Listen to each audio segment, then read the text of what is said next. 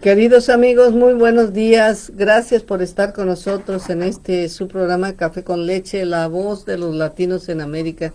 Estamos transmitiendo desde Hermosa 1470 AM, 96.9 FM, caféconleche.radio.com, y también en Facebook Live. Les habla Lilia Galindo y me acompaña en el teléfono el analista político Thomas Elias. Good morning, Tom.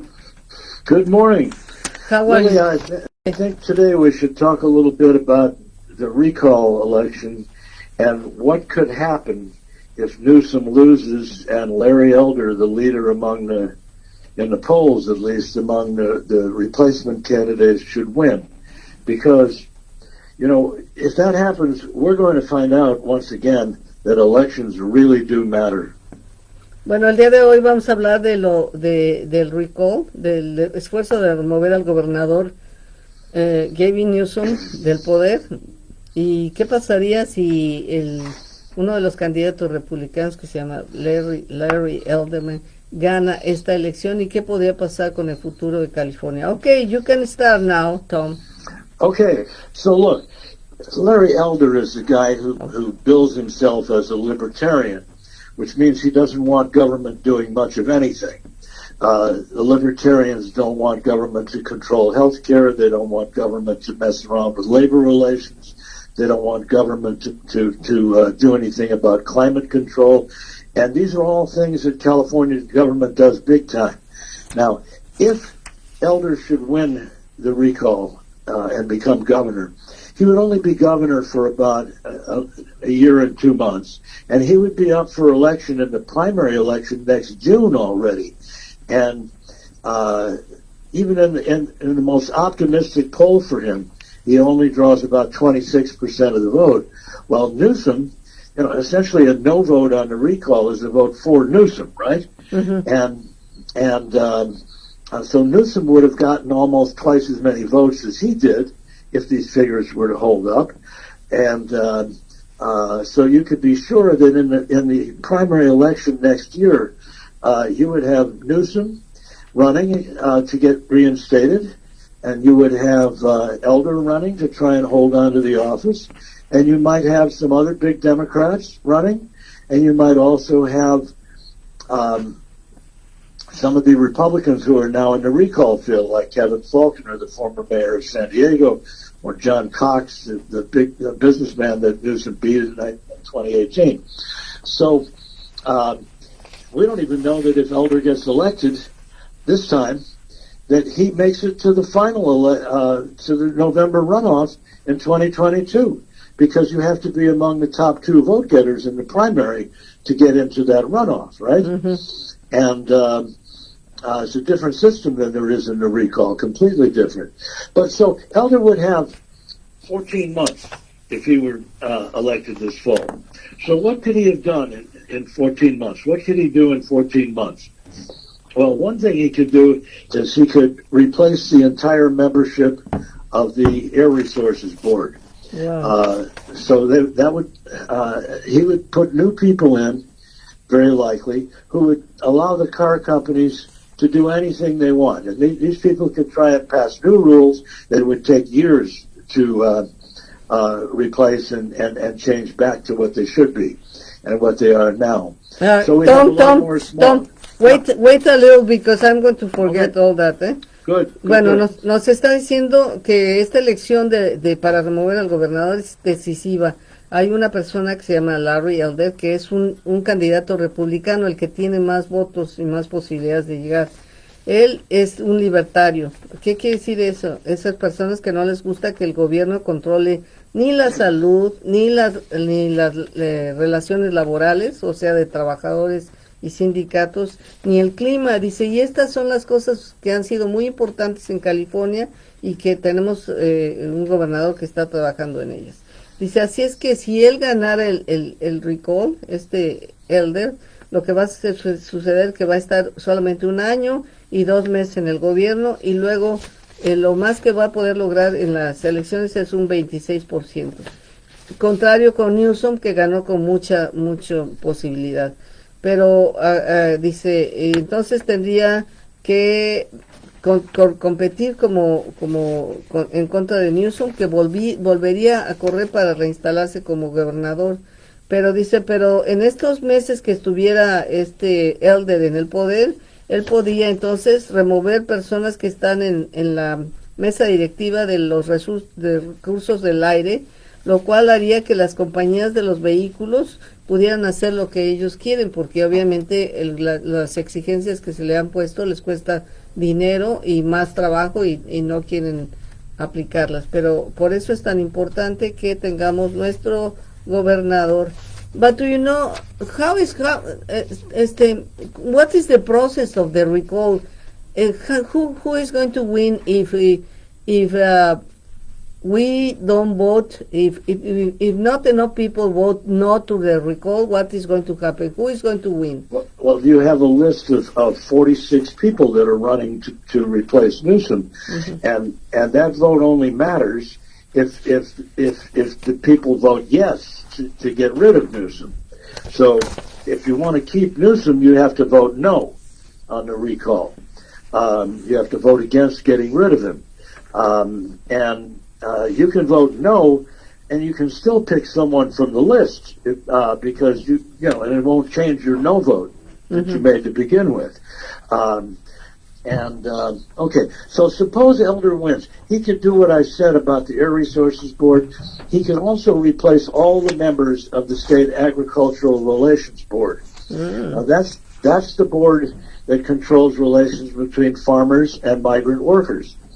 And so he would give the farmers, basically, because he's a libertarian, remember, he would give the farmers completely free hand to deal with the farm workers any way they want. And if the workers don't like it, they can leave. But they have nowhere else to go but another farm. And, if they're all the same and nobody's going to help them, then we're back to the situation that Cesar Chavez was fighting in 1960. And, he could basically set farm workers back by 60 years overnight. That would be only one thing. He could give oil companies permission to start putting in offshore oil wells along the coastline, all in the name of free enterprise and freedom from government regulation. And we would also, go ahead and translate that. Okay. También dice que lo que nosotros tenemos que hacer en la boleta es votar no, para que no se tenga que remover. Si llegara a ganar la otra persona que dijimos, Elder, que es un libertario, también dice, yo creo que lo que haría también es reemplazar a las personas que están en la mesa directiva de las relaciones con agricultores, lo cual pues perjudicaría a todos los trabajadores agrícolas, porque entonces les dejaría a todos los agricultores que hicieran lo que quieran, dice, regresando al país a la misma época que cuando estaba César Chávez de 1960, donde los trabajadores no tenían absolutamente ningún poder. También podría permitir a las compañías petroleras que volvieran a extraer petróleo. Dice, así es que esto, pues ya saben, hay en California ahorita reglas para no permitir ya más extracción de petróleo, pero como Larry Elder es un libertario y no le gusta que el gobierno intervenga en nada, entonces le dejaría las manos libres a todo el mundo. Okay, now you can continue, please. Okay. Then we would also learn a little bit about government by veto override, because the state legislature has big majorities in both houses of liberal Democrats, and they pass a lot of progressive bills. Now, Larry Elder won't like any of those bills, and he will veto many of them if he becomes elected as governor, even for a short time. And so his vetoes can be overridden by a 2/3 vote of both houses of the legislature. And the Democrats have more than a 2/3 majority in both houses of the legislature. So if they get together, they can veto any one of his they can override any one of his vetoes. Mm-hmm. And so they can create laws even against the governor's wishes, and they can try to keep things pretty much as they are. And they can try and reverse things that Elder is doing. But, for instance, when it comes to appointing judges, they have no control over that at all. The governor needs approval from the Attorney General and the Chief Justice of the State Supreme Court in order to appoint members of the State Supreme Court and members of the State Courts of Appeal. But Superior Court judges that do ordinary criminal trials and that are the first stage of most civil lawsuits, mm-hmm. The governor just appoints those people whenever there's a vacancy. And there's plenty of vacancies all the time. And so he could put like-minded people in there who would impose very strict bail on people that the right wing doesn't like. You could get racist judges again, the way that we used to have in this state. We could set the justice system back, in other words, by 50 years in many instances, in many places, if this man is elected, and he's the leading candidate right now in the among the replacement candidates. I'm just telling you, if you want the state to be the way California is now, with a lot of emphasis on clean air and a lot of emphasis on fighting climate change and a lot of emphasis on racial justice and trying to fix the police, then you must vote no on this recall. Bueno, también nos dice, fíjate, si Elder se queda como gobernador, él tiene el derecho a override, o sea, a decir que una ley que se pase en el Congreso, donde tenemos un Congreso muy progresivo, la mayoría son demócratas, pues entonces el gobernador puede decir, no voy a firmar ese bill. Y entonces se tienen que colectar 2/3 del voto de la Casa de Representantes y del ¿cómo se llama? De los asambleístas y de los senadores estatales para decir, no, esto no, con 2/3 del voto ellos pueden decir que no pasa. Y dice, y entonces, pero lo que sí, él va a tener la posibilidad de poner todos los jueces que quiera, todos los jueces a nivel, los jueces que un gobernador puede poner. Dice, ¿y qué van a hacer? Pues van a poner otra vez fianzas más estrictas, van a poner jueces racistas nuevamente, nos va a retrasar 50 años.